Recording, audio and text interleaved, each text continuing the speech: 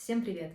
С вами ваш стилист Алина Соколова. Сегодня мы поговорим про 10 стилистических приемов, которые помогут выглядеть вам более стройно. Важно отметить перед тем, как начать, что все эти принципы или приемы, как я их называю, связаны именно с визуальным восприятием. То есть мы будем с помощью этих приемов создавать некий визуальный обман, может быть, или визуальную иллюзию для того, чтобы оказаться более стройной. Перед тем, как начать, нам важно разобраться в таком понятии, как зона корректировки.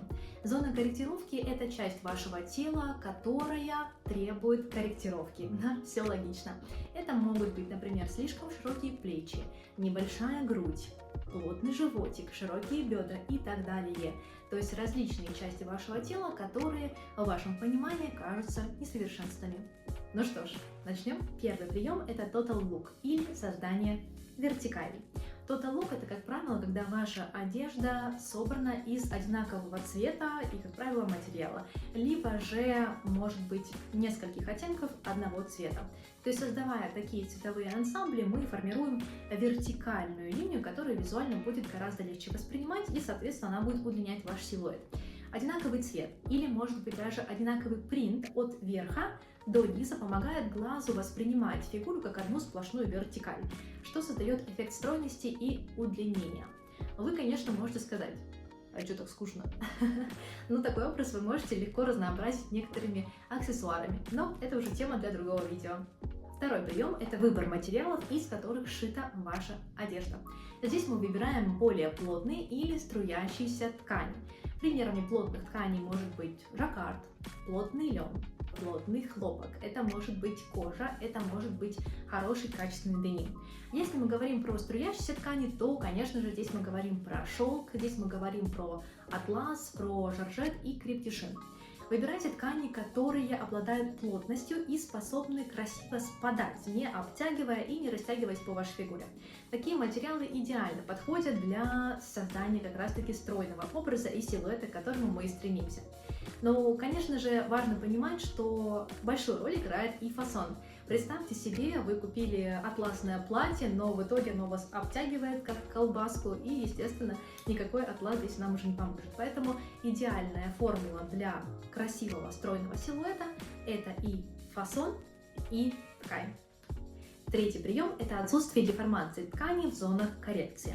Итак, для начала разберемся, что такое деформация ткани. Она может быть специальная и она может быть не специальная. Не специальная деформация, с которой сталкивался каждый из нас. Это, например, когда мы растягивали любимые трикотажные брюки, или, например, когда у нас растягивались джинсы, да, в коленках и каких-то других еще местах. И, конечно же, специальная деформация ткани – это какие-то стилистические приемы, например, драпировка или некоторые зажимы. Но что важно здесь помнить? То, что когда мы хотим убрать акцент с каких-то зон, нам важно, чтобы деформации ткани в этих местах не было.